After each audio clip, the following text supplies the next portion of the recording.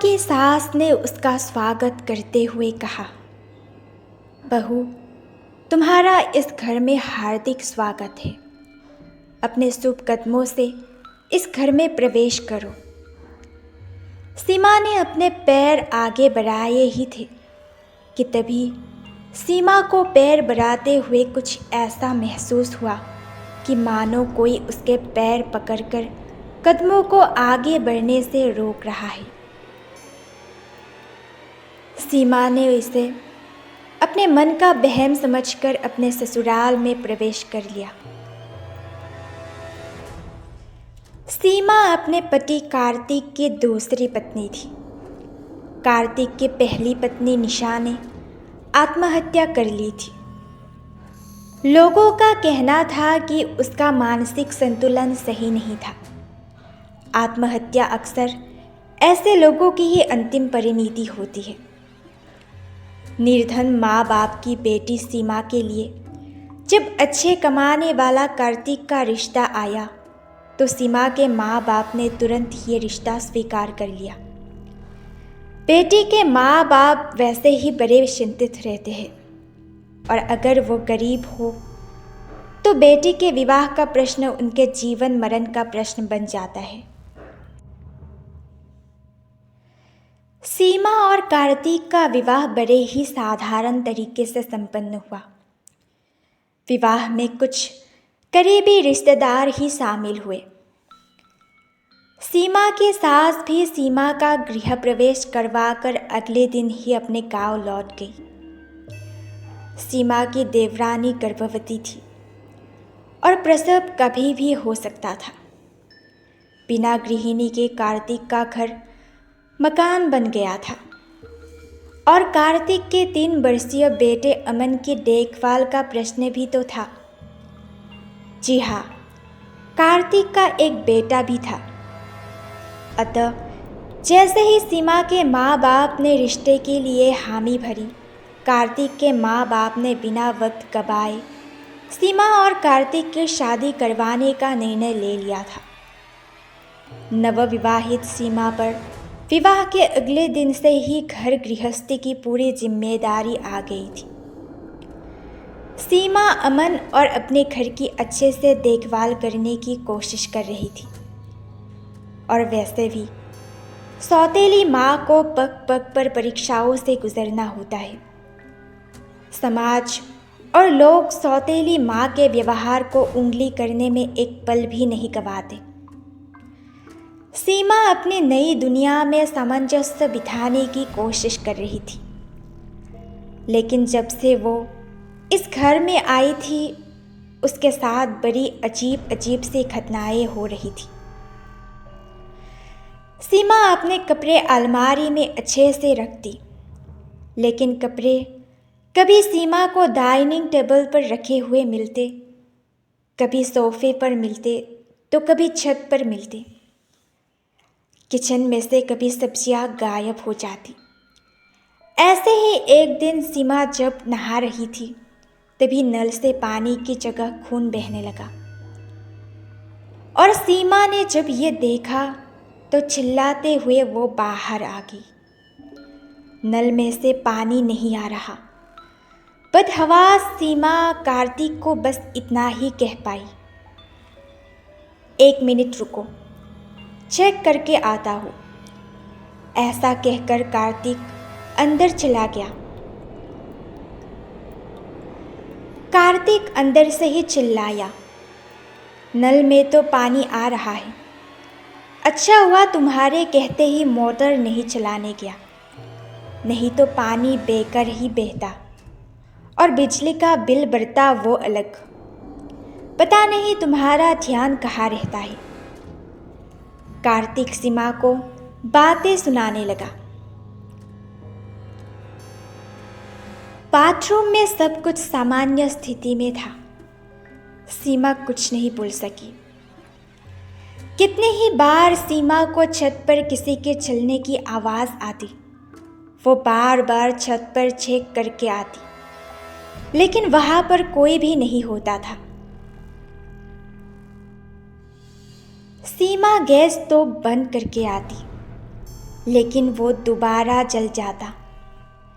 एक बार तो सीमा ने सब्जी तैयार करके गैस तो बंद कर दिया था, लेकिन गैस जल जाने के कारण पूरी सब्जी जल गई। उसने अमन के लंच बॉक्स में अचार और पराठा भी रख दिया था, लेकिन कार्तिक उस पर बरस पड़ा था। गंवार हो, कोई काम ठीक से नहीं कर सकती। भन्नता हुआ कार्तिक अपने ऑफिस चला गया। सीमा दुखी होकर डाइनिंग टेबल पर बैठ गई। तभी उसकी नज़र सामने लगी निशा की तस्वीर पर पड़ी तो सीमा की भय से छींक ही निकल गई। निशा की तस्वीर रो रही थी और उसके आंखों से आंसू नहीं बल्कि खून बह रहे थे। सीमा ने इसे अपने मन का वहम समझा और अपनी गर्दन छटकाकर दोबारा तस्वीर की तरफ देखा। अब तस्वीर एकदम सही थी। तभी अचानक सीमा की कुर्सी हिलने लगी। सीमा डर से कांपने लगी थी। उसकी कुर्सी अपने आप ही तस्वीर के एकदम सामने पहुंच गई।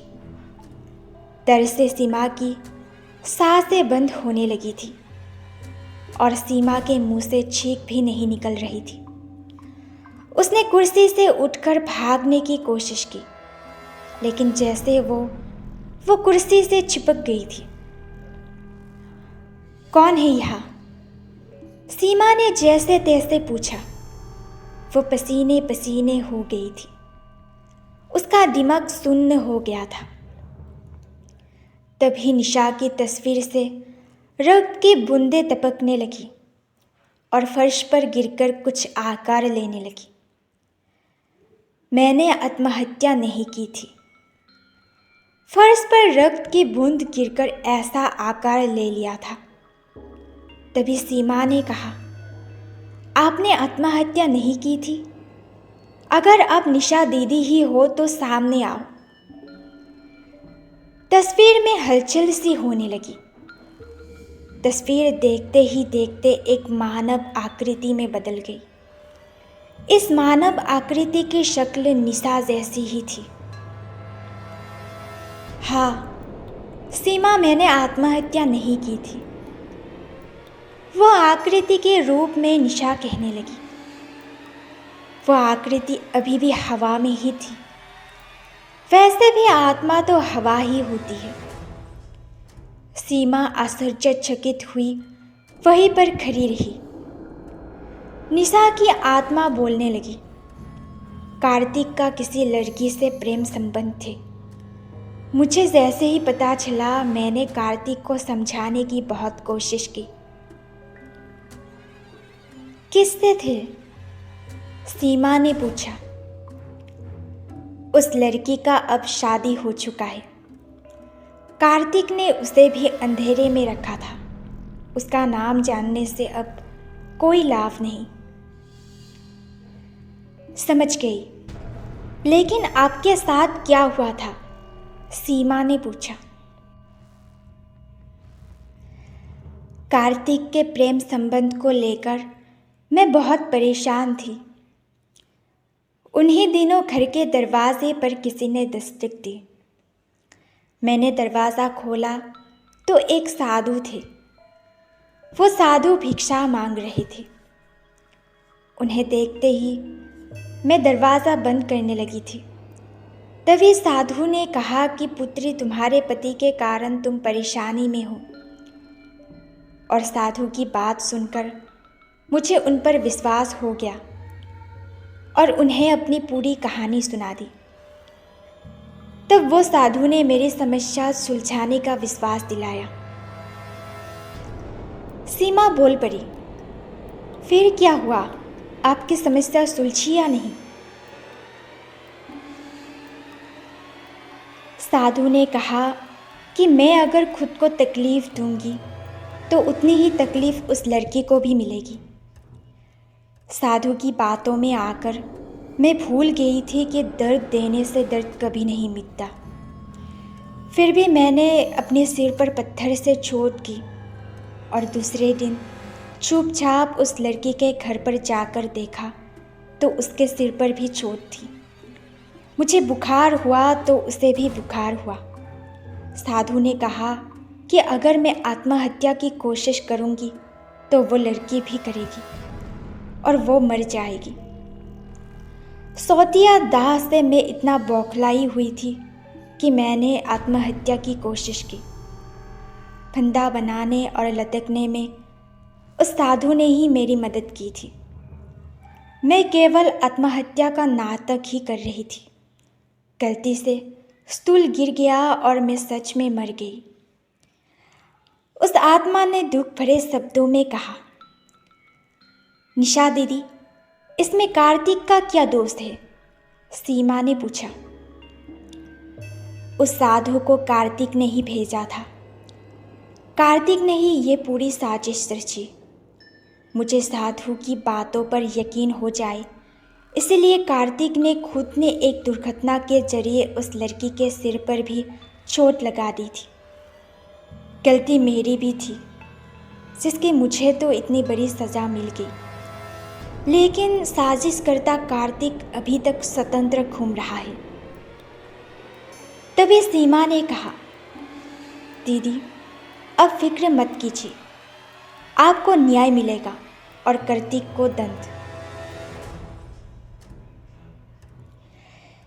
सीमा ने पुलिस को सारी घटना अवगत करवाया। सीमा की मदद से वो साधु पकड़ा गया। साधु जो कि स्वयं एक हत्यारा था और साधु के वेश में रह रहा था, उसने पुलिस के धंधे पड़ते ही सब कुछ उगल दिया। कार्तिक भी पकड़ा गया। निशा की आत्मा न्याय पाते ही मुक्त हो गई और अपने बेटे की पूरी जिम्मेदारी सीमा के हाथों में देकर प्रसन्नतापूर्वक दूसरी यात्रा पर निकल गई।